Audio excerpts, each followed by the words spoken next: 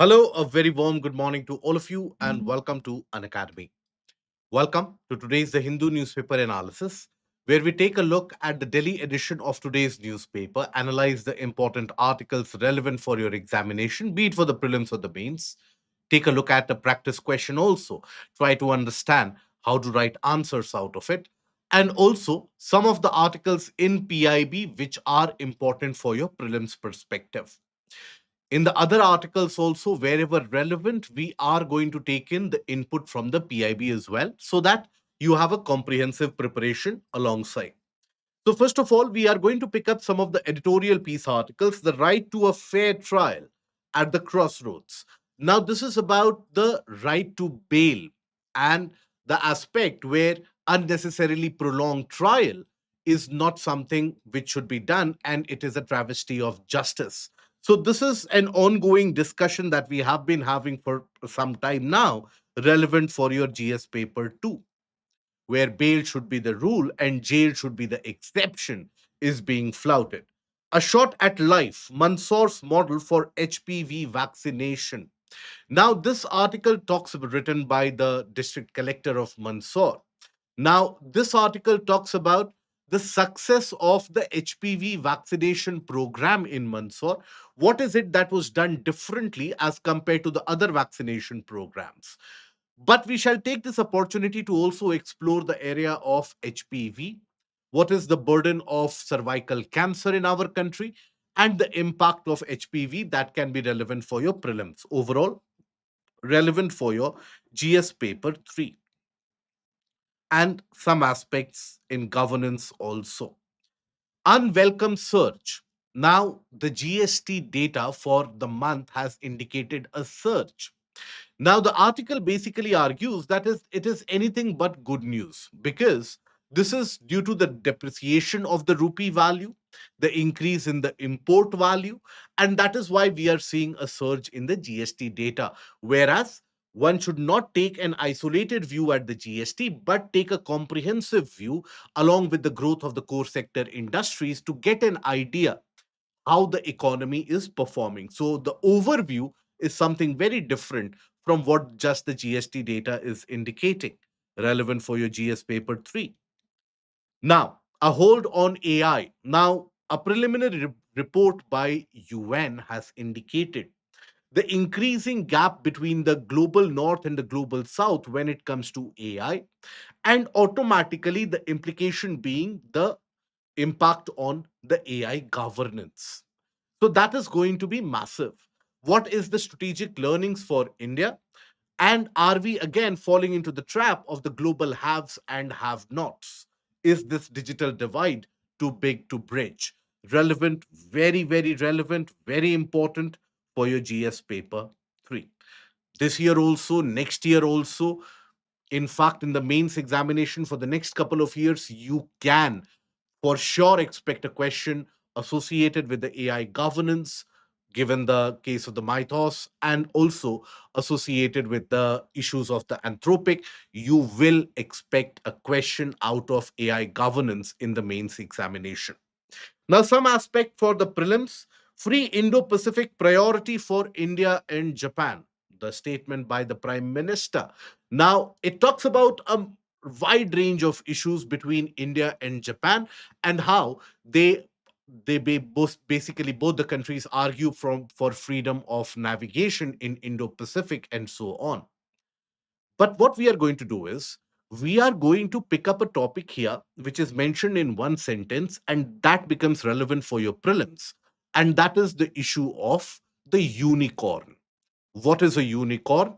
That is going to increase the stealth parameters of our naval ships by almost 50%.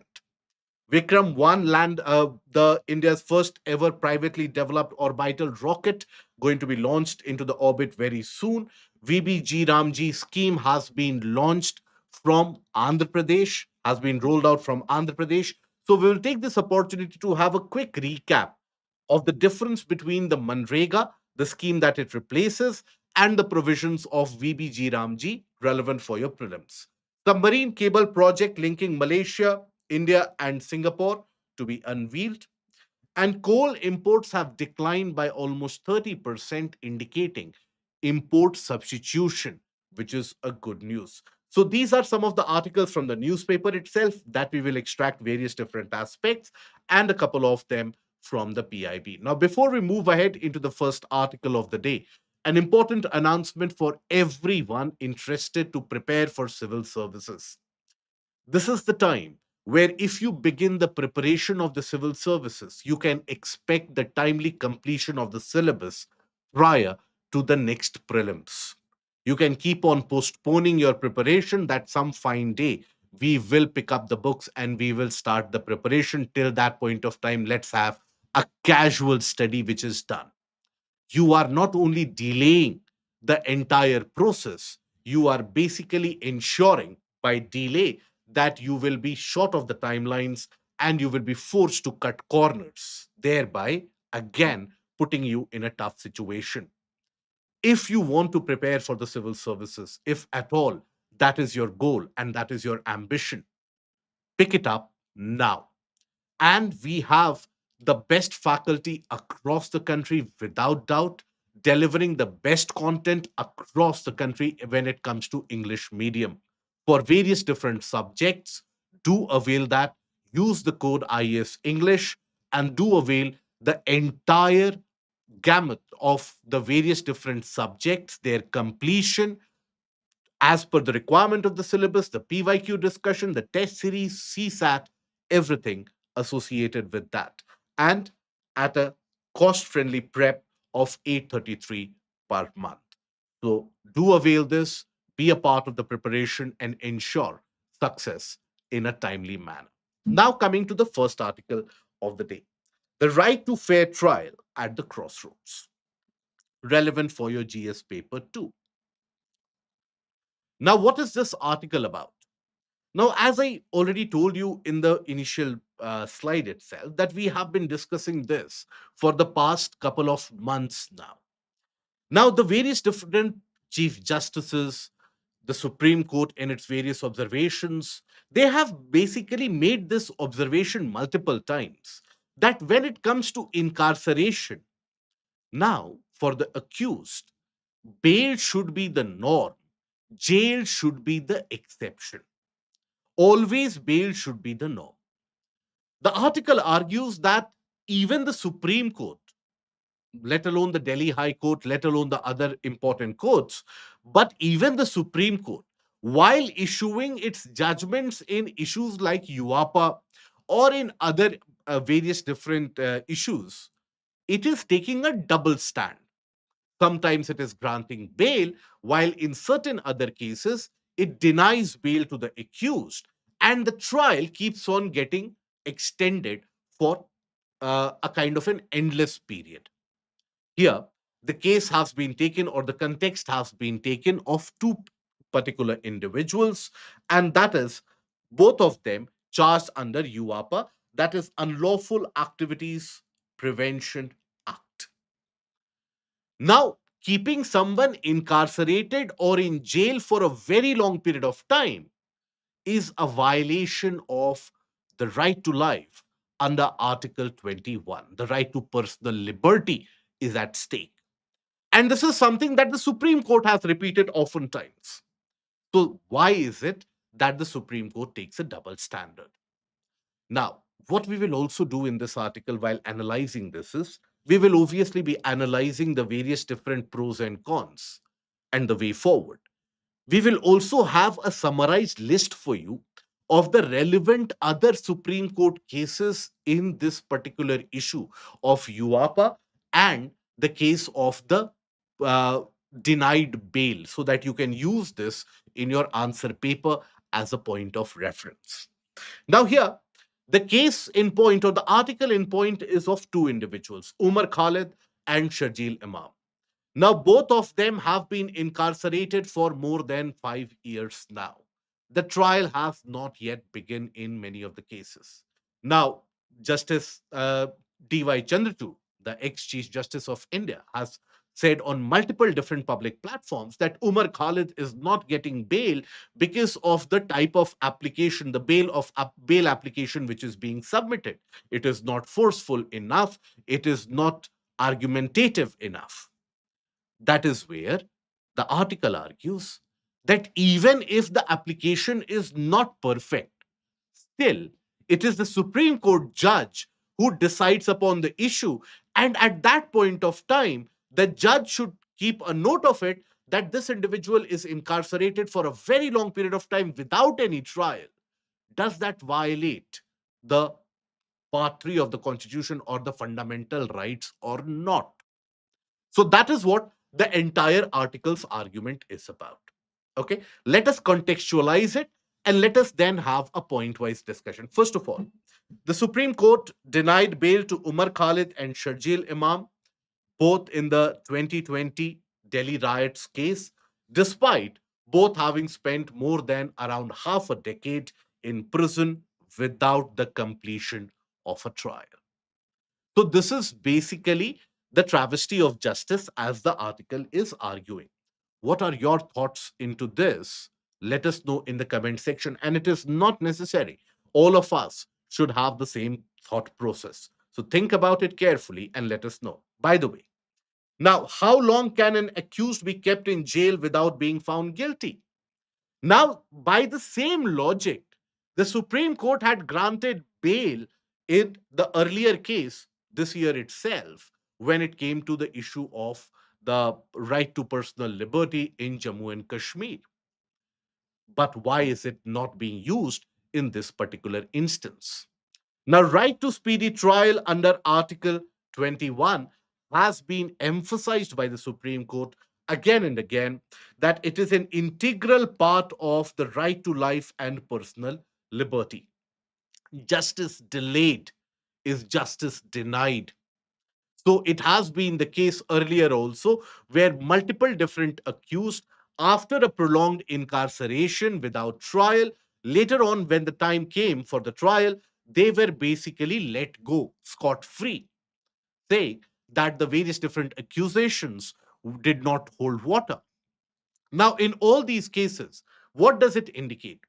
That if you hold someone guilty and if you simply hold someone in jail for a long period of time, their good years are wasted. Either if you have enough evidences to say that they are indeed guilty, hold the trial and then put the guilty behind the bars. But if you don't have enough incriminating evidence, if you don't have enough material to start a trial, then in that case, the bail should always be granted. It is a larger question of jurisprudence, it is a larger question of personal liberty, and it also has to do with the imposition of faith in the justice system of the country. Now, in front of your screen, you will find various different Supreme Court cases, all of them associated with the case of the speedy trial and the case of the bail. So, here, first of all, the Husainara Khatun versus the state of Bihar, 1979.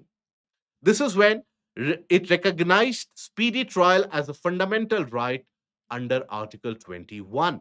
And that laid the foundation of speedy trial jurisprudence. Okay. Now that is being denied both in the case of Umar Khalid as well as the Sharjeel Imam case. Now the Kadra Pahadia versus the state of Bihar 1981 case reinforced the Husainara principles again, condemned prolonged detention of under trials and directed expeditious trials in that case. Even in Menka Gandhi versus Union of India, the 1978 case that you famously read in your polity for the part 3 and the part 4 of the Constitution. So, procedure under Article 21 must be fair, just, and reasonable. Why is that important? It laid the foundation, the constitutional foundation for the requirement of a fair trial for every accused. Then, A.R. Antele versus R.S. Naik, the very famous case. Now, it laid down comprehensive guidelines in determining the violation to the right to the speedy trial. Okay. So, Supreme Court Legal Aid Committee versus the Union of India. relief to long term under trials. So, long incarceration without trial may justify bail even in the case of serious offenses. This is not all. The recent judgments which have been issued. Which are those recent judgments? One of the recent judgments is the case of the Union of India versus the K.A. Najib case. Then you have the S.K. Javed Iqbal versus the state of Uttar Pradesh. When you download the PDF, the text will be very clear. You can take a look at it. Now, it is about the president balancing UAPA with Article 21. So, here it basically talks about the case that the constitutional courts can grant bail despite UAPA restrictions if trial is unlikely to be concluded within a set time limit. Okay, so if the trial is not to be concluded within the set time limit, the constitutional courts can grant bail.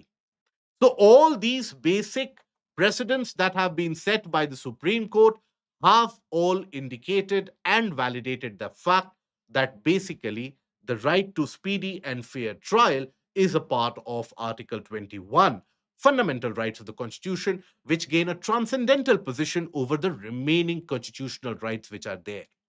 So, in that particular instance, the delayed trial and the lack of bail in these cases, they raise a larger concern. And what is that larger concern?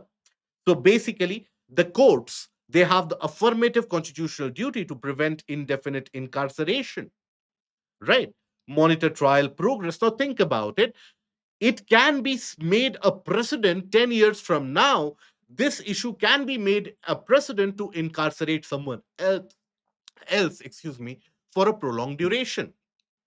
So that is why the Supreme Court or the court of the land has to keep or has to ensure that basically timely trial does happen, indefinite incarceration does not happen. After all, even though it is a very simplistic thing to say, but if you take a look at many of the countries which do not follow the rule of law, even take a look at our western neighbor, that is Pakistan. In these countries, one thing that you will find as a norm is that people are kept in jail for endless period of time without any hope for a trial or a justice, right? What differentiates a larger democracy and a grassroots democracy like India from these kind of countries is the access and the hope of trial and eventual justice to be done. So that is where it is the basic duty of the courts to ensure that timely examination of witnesses balance national security concerns with fundamental duties, etc. That is basically done. Now, if trials do not conclude within a reasonable time, then the criminal process itself becomes the punishment, undermining the rule of law, democratic accountability, civil liberties, etc. Now, in this, the case of the timely trial completion, if it is not done, then bail should be granted. Please do quote Union of India versus K.A. Najib 2021 case. That is the reference that you can quote. Okay. Now, what is the way forward in this? The judiciary should treat unreasonable delay as an independent constitutional ground for bail. Yes, as per the K. Najib case. Ensure strict timelines for the trials. As per which case? As per the Supreme Court Legal Aid Committee versus Union of India 1994. Okay. So, in that case, then basically strengthen the case management, prioritize long pending under trial cases. All of this is part of the judicial reforms which are required to be done. Okay. So, what is your take on the issue? I have already asked. Let me know in the comment section and have a very thoughtful say. Please don't follow the case of the social media norms and the debacle. Now, we move ahead to the next article, which is a shot at life. Mandsaur's model for HPV vaccination. Now, when we talk about HPV, that is human papilloma virus, right? Human papilloma virus is basically one of those virus in our country or in the world, which causes immense damage both to male as well as female. In the female population, this is one of the leading causes of cervical cancer.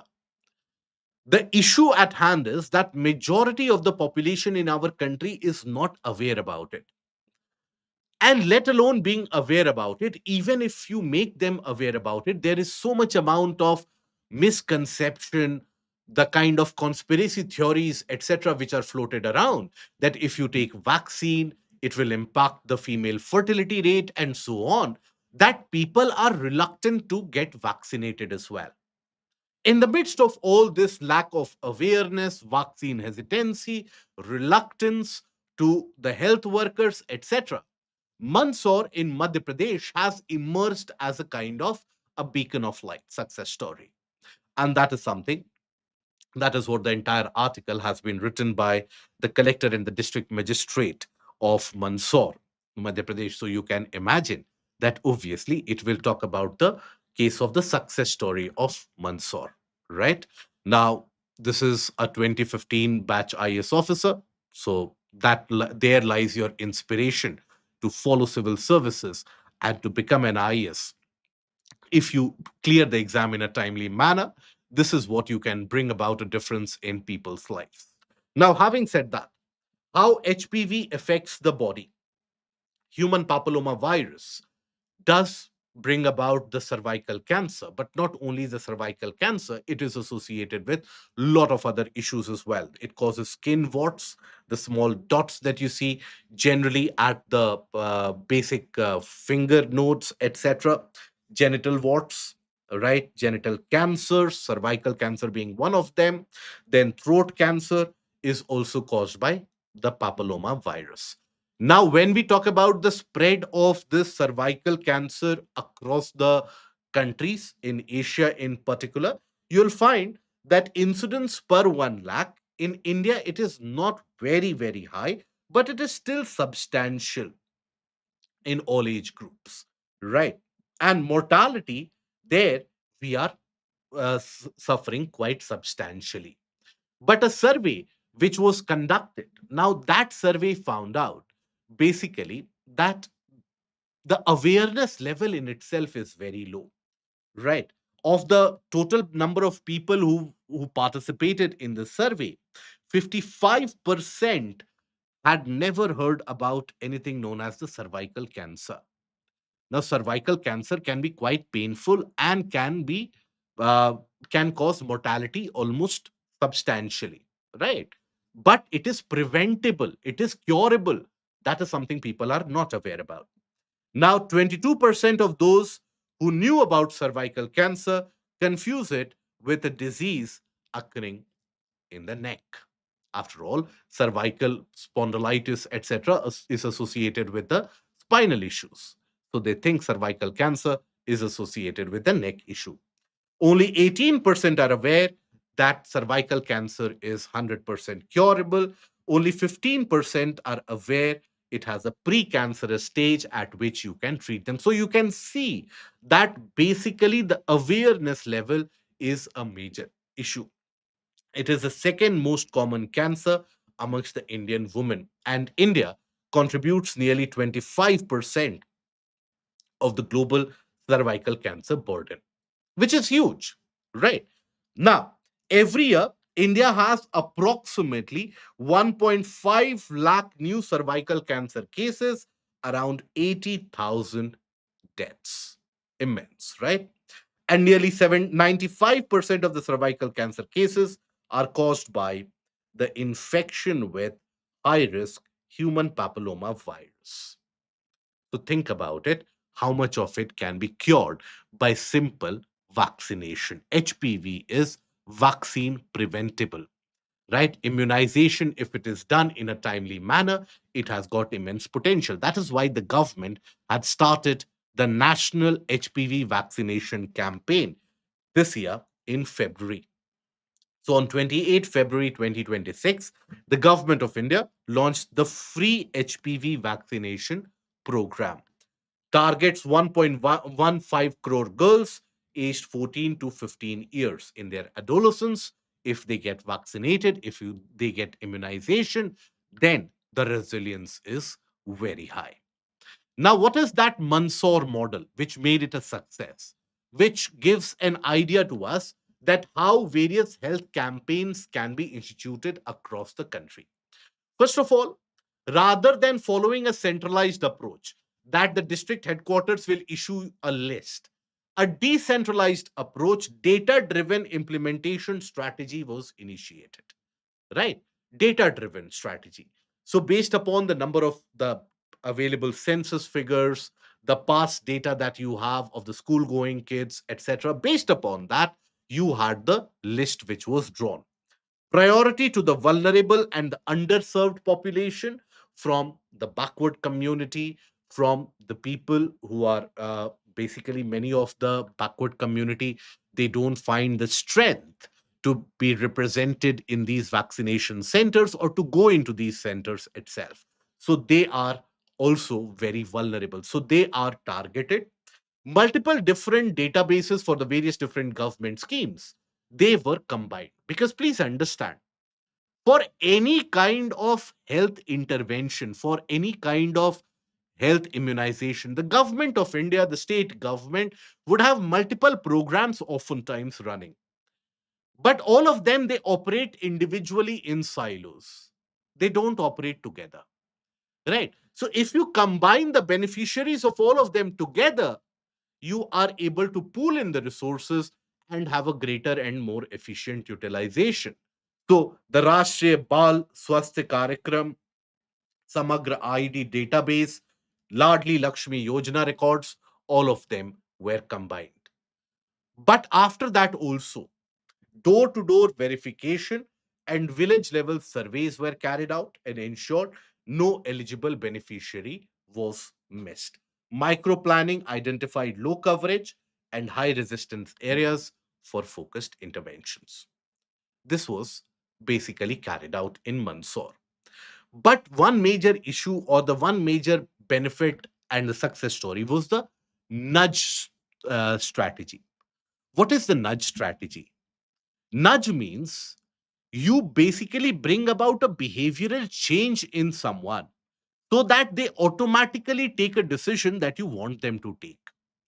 This is a very important strategy when it comes to economy, when it comes to marketing, and basically the sales principles, right? What do the advertisements do when you switch on a television set or your mobile screen? When you see an advertisement, what does an advertisement do for you? It nudges you to make a decision that, let's suppose, tomorrow if you are buying a soft drink, you should buy Coca Cola or a Pepsi. That is nudging you, right? Richard Thaler famously was granted the Nobel Prize in Economy for this nudge economy. Now, there is this nudge theory in government scheme also, that rather than forcing someone to get vaccinated, if you force someone that no, you have to get vaccinated, chances are they will never get vaccinated. Chances are there will be increased hesitance, reluctance, that why should I get vaccinated? Why is it that that individual is forcing me to get vaccinated? There must be some ulterior motive, so on and so forth.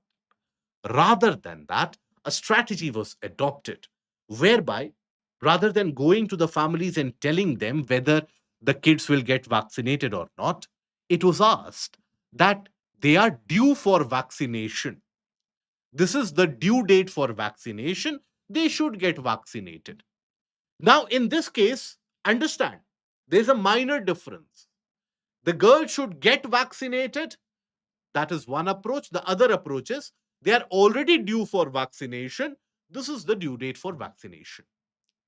What is the basic difference? In the first one, you are trying to force vaccination upon the individuals. In the second case, you are informing the family that they are already part of the vaccination drive. And it is as a part of the vaccination drive that the next due date is there. So it automatically makes them a part of the process by telling them and nudging them towards the due date.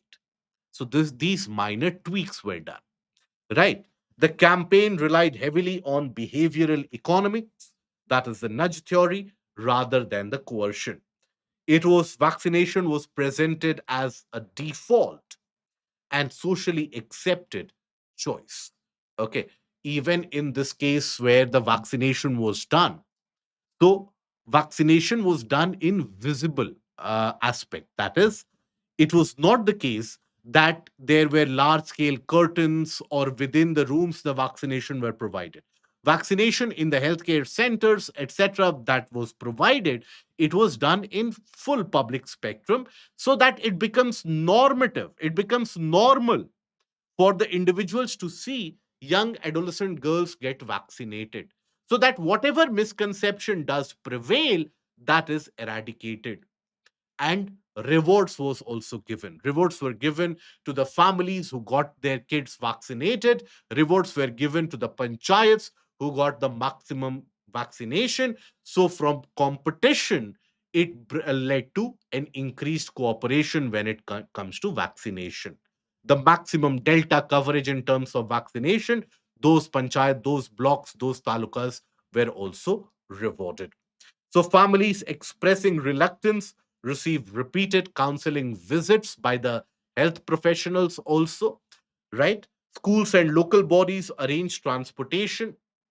So, the logistic barriers, that how do we go to the vaccination center, those logistic barriers and that mental blockade was removed. Combating misinformation. Now, misinformation is a major issue in almost all the healthcare programs that we have. There are a lot of misinformation. Misinformation prevails for anything. I hope you guys recall that even when a move like demonetization was done, what was the misinformation campaign? That in the new notes, there are chips which will track your movement, isn't it? As if your phones do not do that, but the notes that will have the chips to do that, right? Now, this is misinformation campaign. The same misinformation campaign prevailed even during the polio vaccine drive, even in the case of the other vaccination drives, even during the time of COVID. Remember, during the time of COVID, you had Covaxin, right? In that case, people started saying it is simply water which was being given. And if you take Covaxin, you will get COVID so that the hospitals can earn. So, misinformation is a part of the social dynamics of any particular country, particularly in the age of social media. That is very, very prominent. So, you have to combat misinformation.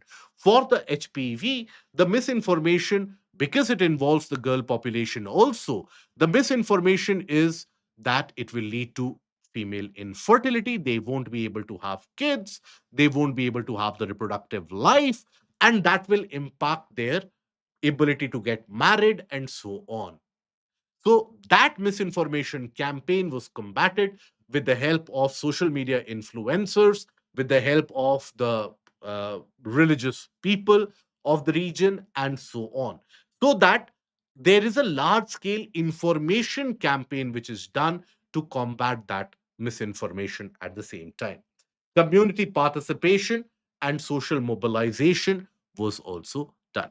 Now, when you see this, please don't think about it that this can be implemented only in the case of HPV.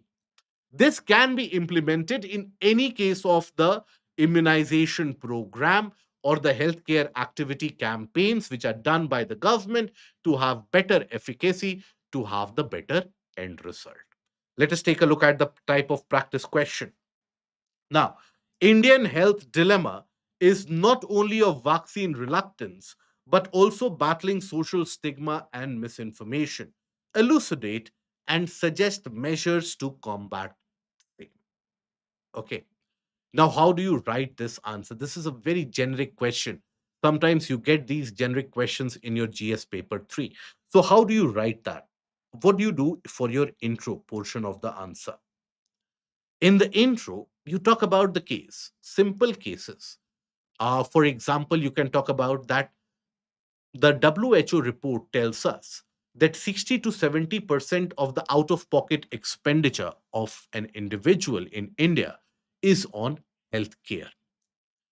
That has led to impoverishment and the misutilization of the human capital in our country. Now, what it has done is it has set a kind of a framework to tell the evaluator that the healthcare issue is very prevalent and is a very precarious one. Okay, so existing condition, that is something that you can mention in the intro. Use data for a very vague question where data is not at all represented in the entire question. You can beat that by using data in the intro itself. Okay, then in the body portion, there, in our past discussions, we have discussed about National Family Health Survey number 6, isn't it? So, as per NFHS 6, National Family Health Survey number 6, or by the time that you appear for the examination, let's suppose NFHS 7, 8, 20 results come in. So, in that particular case, simply talk about that it indicates an increased amount of incidence of the non communicable diseases as well as certain lifestyle diseases, or in certain cases, diseases which can be prevented by basic immunization. However, there is a very increased reluctance at the grassroots level for these immunization programs because of multiple factors. And then what you do is use the bubble chart or the hub and spoke model to talk about reasons for reluctance. Why do you need to do that? Why do we need to focus on the reasons for reluctance? Because take a look at the question. The question primarily dwells upon the statement vaccine reluctance but battling social stigma and misinformation, which wants you to address the larger issue prevalent in the society. So, reasons for reluctance, misinformation, lack of awareness, limited education or literacy rate, and so on and so forth, you write. Now, then after that, you have to suggest measures to combat. How do you combat? So, this is when you have to use the nudge, the case of more efficacy of the government schemes, and then talk about combining the schemes, addressing the vulnerable population first, ensuring out of pocket expenditure reduces, then mobilizing the information campaigns by social media influencers, then you can get creative. Okay, there also you can use the flowchart or the bubble chart method. Then in the conclusion, India faces an uphill battle for development of the individuals and the population in order to achieve the Viksit Bharat 2047 goal. That can never be a reality unless and until the population becomes healthy and fit. In order to ensure a disease free India, it is important to increase awareness. It is important to ensure benefit of immunization and healthcare reach the grassroots. Like that, you can conclude the answer. Okay. Now, after that, we come to the case of the next article, that is unwelcome search. Now, this is relevant for your GS paper 3. What is this article about? So, India's June GST collections, right? The month of June, GST collections have indicated a surge by around 14%, 13.9% to be precise, 13.9% year on year. Okay. Now, there has been various different celebratory posts on social media that look, this is a massive surge on the GST, and that is basically indicative, or that is being utilized to indicate that we have basically in the culmination of 9 years of GST, because GST was implemented on in 2017. So 9 years of GST completion has happened, and this is coincidental with the 13.9% year on year increase in the June GST collections as well. Now the reality of the matter is slightly different. Yes, 9 years of GST collection and GST introduction has happened. Our indirect tax network, when it comes to indirect taxation, indirect taxation has been streamlined and smoothened quite substantially. Earlier also, you had indirect tax on various different things like the pencils, toothpaste, etc. But you had multiple different taxes. Now that has been combined into a singular GST, isn't it? Now there are success stories for GST as well. For example, when we talk about the tax base, right? So tax base in 2017 was how much? It was around 66 lakh. And tax base in 2026 is 1.65 crores. So almost two and a half times, right? Slowly and steadily, this will improve. Your tax buoyancy will improve. So your tax realization will also improve. But GST still has got certain lacunae that it needs to iron out. For example, distribution with the states, for example, inclusion of petroleum, alcohol, and other products within the ambit of the GST. That is where the states' consensus are important. Other than that, the litigation issues with the GST that has to be sorted out. So there are certain areas which still need to be sorted out. But yes, in many of the areas, it has indicated an increased tax mobilization, a uniform structure. So there are both pros and cons. But when it comes to the year on year growth in GST data pointer, we should not follow the same social media line that 13.3, 13.9%, it is very good. The article basically argues that it is because of the import aspect, right? And when you break down that entire GST data, you will find that GST collections increased substantially, reaching 1.95 lakh crores. Import GST grew by 34.6%, right? Even as compared to May. May was 17%. This was almost twice. Now, domestic GST collections grew by around 6.5%. By the way, 6.5% growth is something which is moderate. It is not very good, but at the same time, it is not very bad. Inflation adjusted, it is quite moderate, but it is no cause for celebration. Why is it no cause for celebration? Because this number has to be taken a look at, not individually, but remember, last week we had discussed about the case of the core industries, the growth of the core industries. There we had discussed that barring two to three sectors, all the other sectors indicated a decline. So when it came to the growth of the core sector, it was around 2%. When it came to PMI, the Purchasers Manufacturer Index, and that was around 54.1, which is positive, but it is still not exorbitantly high. So there is some domestic activity which is going on, but it is not very, very good. That is what the article argues. However, Business Standard yesterday also came up with the article which used the same data and then used the auto sales data to indicate that there has been a rising economic activity in the month of June because of increase in demand of the steel and the aluminium sector, right? So this article argues that the economy is very toned down.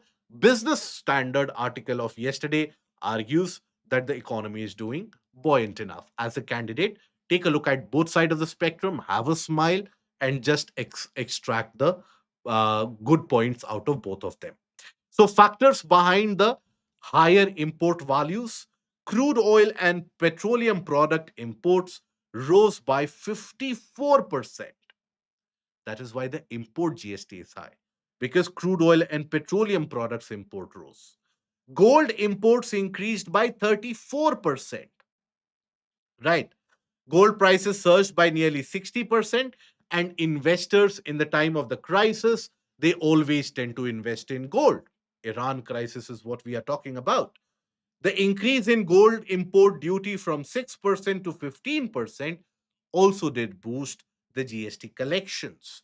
Indian rupee has also depreciated substantially and massively against the US dollar. So the various different transportation cost, etc., involved, the logistics cost, commodity prices, all of that, because the rupee has depreciated, will have a larger import value and hence the larger import GST. So all of this indicates why the import GST is higher. But coupled with the weaker domestic activity, eight core sectors recorded only around 2.8% growth, right?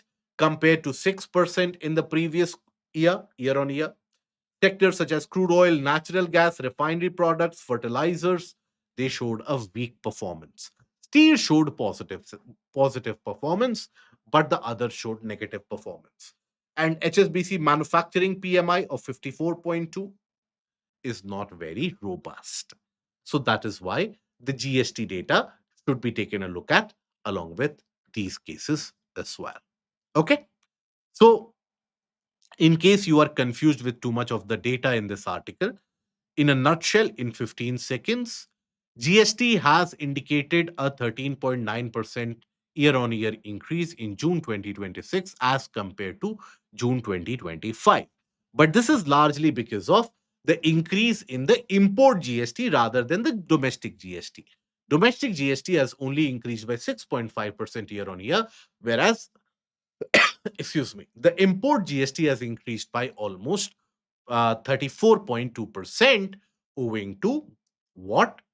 Weaker rupee, greater import of gold, right? More investment in gold as well. And other, the commodity prices have also increased. Okay. Now, a hold on AI. Now, this is an article associated with GS paper 3 again. Very, very important for those of you appearing for the mains examination this year, those of you aiming for the mains examination next year. In case your aim in life is just prelims examination, then this article is not relevant. That somehow we will appear for the prelims examination and will be happy in life. In case you are planning for mains examination at some point, there will be a question about AI governance, the model of governance, the AI divide, which does exist. So please take a note of these reports that should be cited in your answer. These reports add authenticity to your answer. Okay. So the UN has basically had a preliminary report of the independent international scientific panel on AI. Now, what does that report indicate? The report indicates an increased divide between the global north and the global south, right? When it comes to AI, global north and the global south in terms of AI.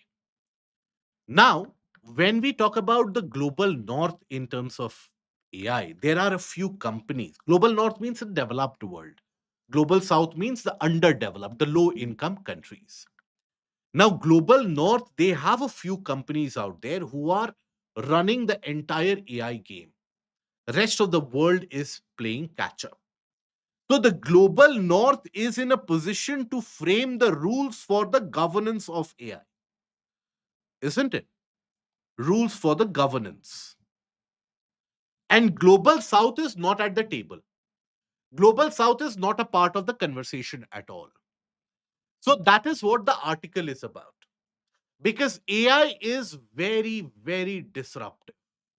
And AI, while it has got immense potential to change healthcare, education, communication, transportation, access to services for the poorest of the poor, AI is also disruptive in a negative manner. It can impact a country's sovereignty, your access to data rights. Everything can be impacted. So, if you are not at the governance table in that case, you will lose substantially. Now, remember, Karl Marx basically said that the world is nothing but divided into the haves and the have nots. And it is the haves who decides the future for the have nots. And that is why, as in the people who have means and the people who don't have means. So, people who have means, they decide the future of the poorer population or the labor class. And that is why the labor class gets into that vicious cycle of poverty. Now, the digital divide has created a class of digital haves and have nots. Okay. So that is what the article is, that AI should be treated as a kind of a global good. Is it going to happen? Absolutely not. But where should we lie in this particular entire debate is important for the future. India, as a reliable representative of the global south, should always try to ensure that the global governance of AI is much more democratic, much more representative, and carrying the meaning of welfare for everyone. So, UN's preliminary report of Independent International Scientific Panel on AI, it talks about the widening inequalities in the global AI ecosystem, identifies growing global north south divide. Advanced economies capture most of the benefits of AI development, while developing economies struggle to participate meaningfully. In many of the cases, the developing economies will simply copy paste the models of the developed economy. And that is how their economies will function. Right. We have seen already, uh, we have in our case, in India's case, you can take the case that when it came to the digital revolution, we were not a party to the digital revolution. We were not a member of the digital revolution, which snared the entirety of the world. We had some companies which started coming up to utilize that digital revolution. The Zomatos, etc. of of the world, they basically managed to simply piggyback the model developed by the Western economies. Now we can be very happy that we have created such large conglomerates, or the Olas and the Zomatos of the world. Or we can think about it, that why did we not as a country be in a situation that we were the chief architects of the entire ecosystem? That is what the UN report talks about. Okay. AI development, in the case of developing economies, it is very difficult to be at the front runner. As a front runner, why?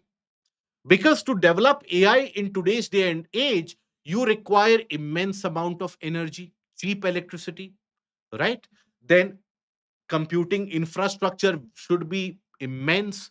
You need to have very skilled manpower, high end semiconductor tech, and advanced research ecosystems. Presently, even the European nations are lagging behind. Presently, it is the case of G2.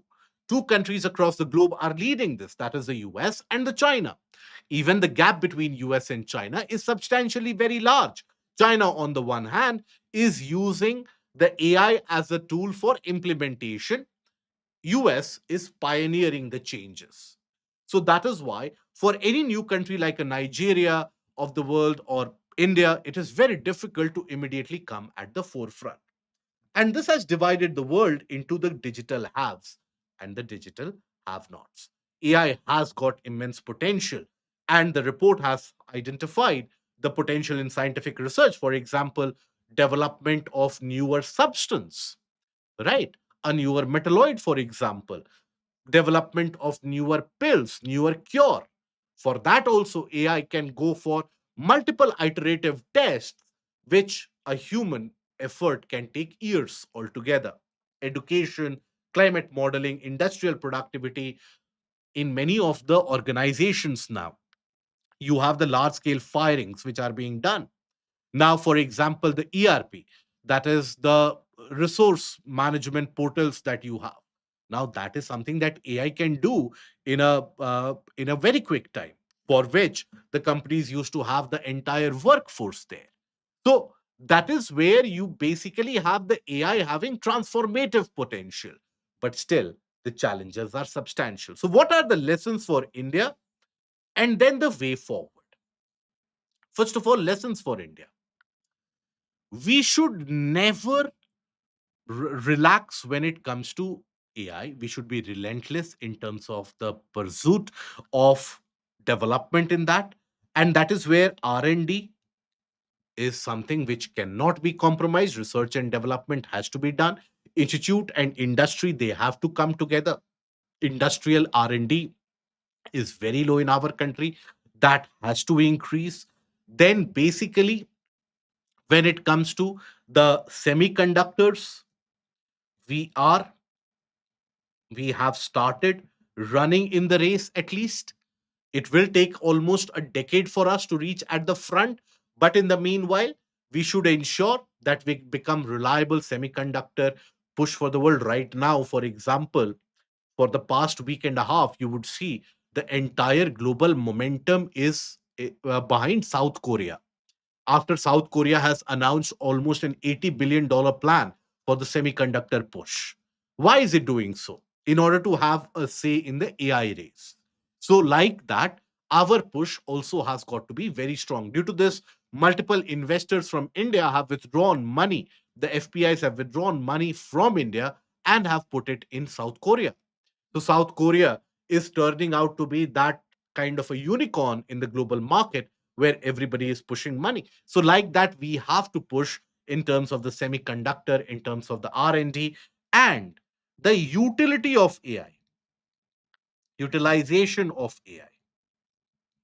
For example, here a lesson lies for us from the Infosys and the TCS that we created.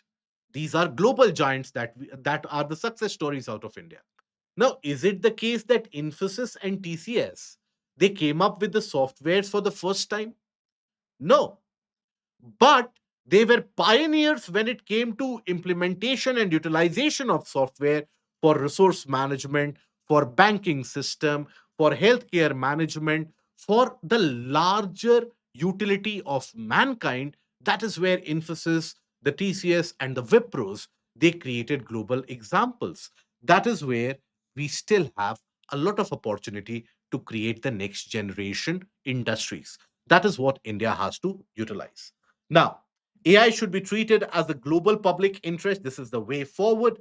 Should be treated as a global public interest technology requiring international cooperation as well as the case of inclusive governance. Then, Global South must be adequately represented in framing the AI standards, and without effective regulation, accountability, and equitable access, AI could create societal, economic, and geopolitical risk that we are already aware about. Okay.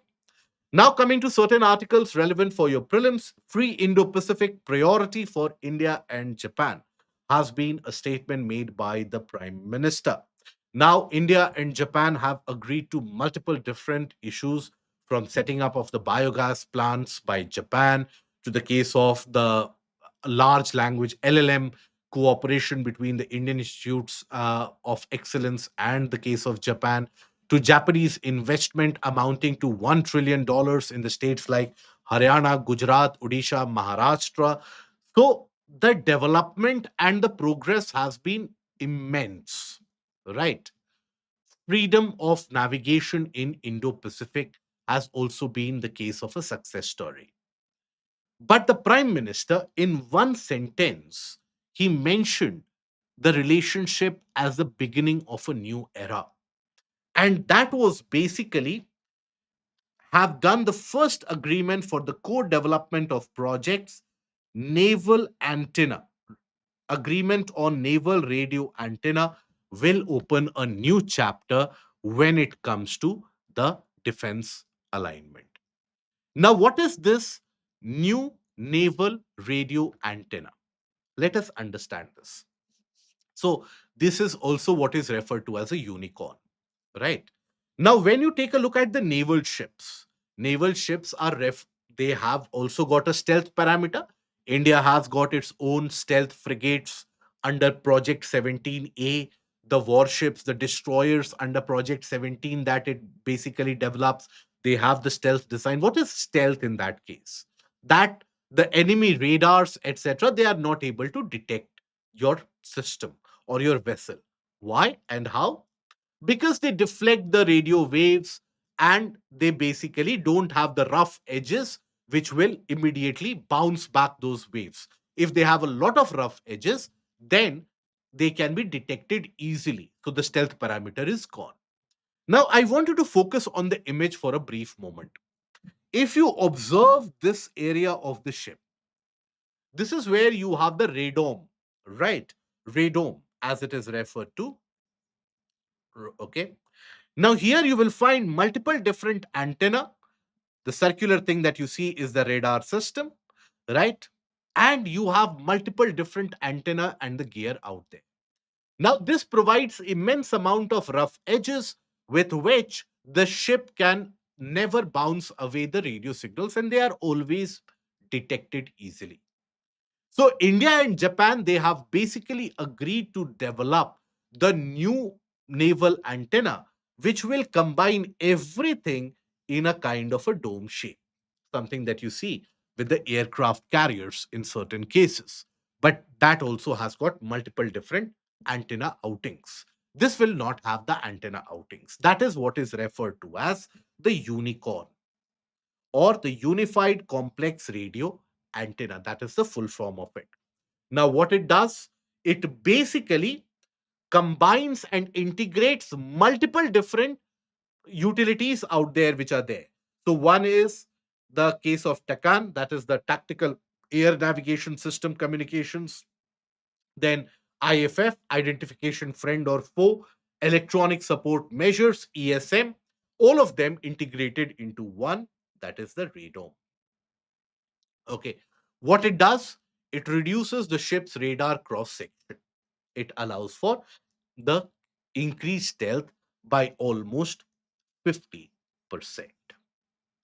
So that is the benefit of this particular program. So you should be aware what this unicorn is and how it will increase the stealth parameter of the naval ships by 50%.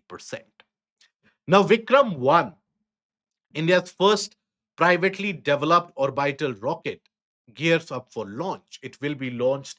It has got a launch window from July 12 to 4th of August, right? And it is basically the Skyroot Aerospace. The Skyroot Aerospace is the private organization, a brilliant success story of entrepreneurship in our country in terms of the manufacturing and the R&D development of the launch vehicles. So they have carried on or initiated mission Agaman, or meaning arrival. Mission Agaman. Okay.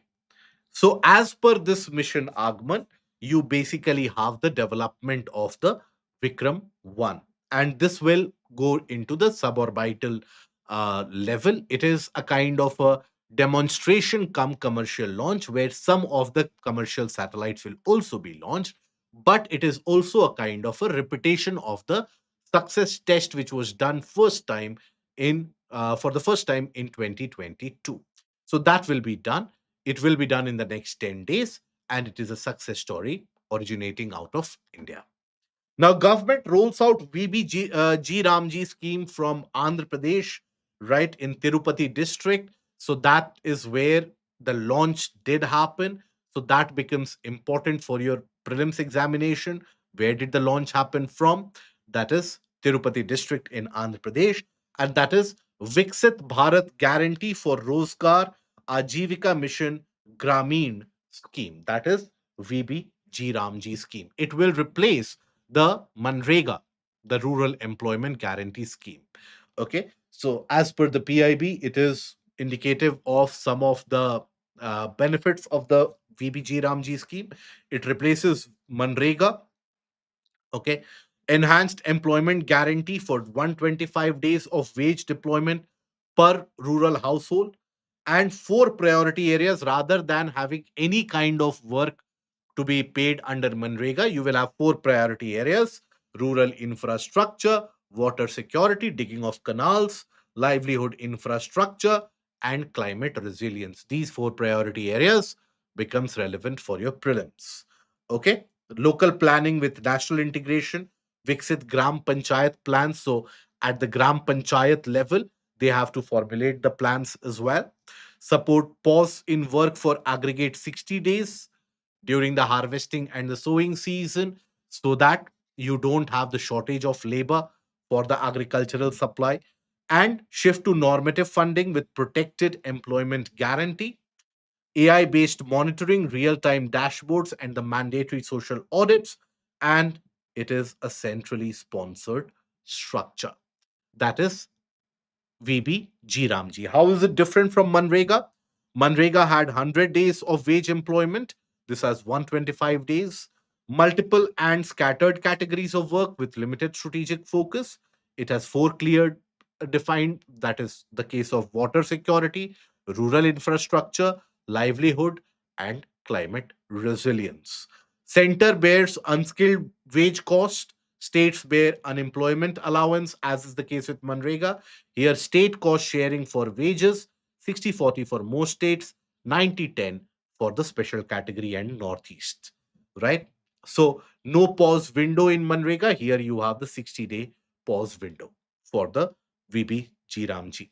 Demand based funding in Manrega. Here, you have normative funding, and that is a predictable budgeting exercise. So, funding sharing pattern. So, in the northeastern and Himalayan states, 90-10. In the other states and UTs, it is 60% by center, 40% by the states, and UTs without legislature, 100% central assistance. And center will decide the parameters based upon which the states will be provided with funds. Now, submarine project cable linking India, Malaysia, and Singapore has been unveiled, right? So here, basically, consortium targeting Microsoft, Singtel, and Tata Communications that will basically create a submarine cable, right? Because the AI hub in Hyderabad and Chennai, they are developing at a very blistering pace. So that is why direct connectivity with the region of Singapore and Malaysia is being cited as one of the important aspects. Okay. Now, it will uh, connect the data center clusters in Hyderabad and Chennai directly to Singapore, as well as Malaysia's emerging corridor in the region of Kuala Lumpur. In India, this undersea cable will have a landing at Machilipatnam. Okay. And that will provide the shortest connectivity to the region of Hyderabad. Okay. Now, it is 3,600 kilometers from Singapore to Machilipatnam.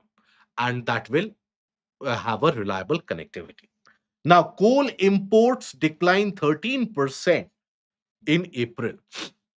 And this has indicated the sign of import substitution. Okay, this is also something which has appeared in PIB. In your newspaper, it has appeared in a small section, but in PIB, a much detailed article has been presented. And because PIB is more reliable, so we take the case of the PIB data here as well. So, the key highlights, first of all, power sector imports, the coal supply from the thermal power plants, which are dependent on imported coal, there it has declined substantially by almost 25% year on year. And that is driven by improved domestic linkage supplies. Okay. So it is import substitution. Imported coal basket plants designed to run on imported coals declined by 27.4%, which is the steepest reduction. Domestic coal based plants for blending imported coal, right? Then overall import dependence that has narrowed, and the coking coal, which is used for, let's suppose, the blast furnaces and other industries, there the supply has remained consistent. Then the National Rainfed Area Authority funded wild rice conservation project has been successful, and management of wild rice in Sonitpur district of Assam. The in situ management and conservation has been done successfully by the National Rainfed Area Authority under the Ministry of Agriculture and the Farmers' Welfare. Now, due to this, the region, that is the Borjuli region in the Sonitpur area, has also been notified as a biodiversity heritage site. Mind you, biodiversity heritage site is a part of the protected area which is not governed under the Wildlife Protection Act. The national parks, wildlife sanctuaries, etc., they lie under the tiger reserves. They lie under the purview of the the Wildlife Protection Act. This is not the case of the Wildlife Protection Act. This is governed by what?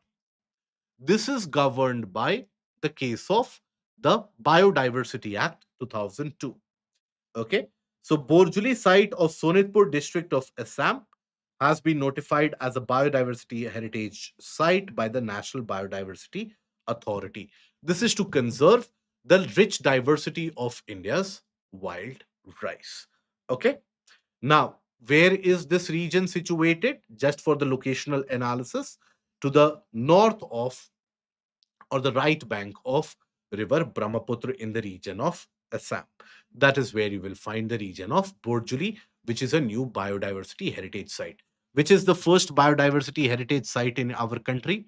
Let us know in the comment section below. Now, Indian Navy's Eastern Fleet ships Udaygiri, Kavarati, and Shakti arrive at the Changi Naval Base, Singapore.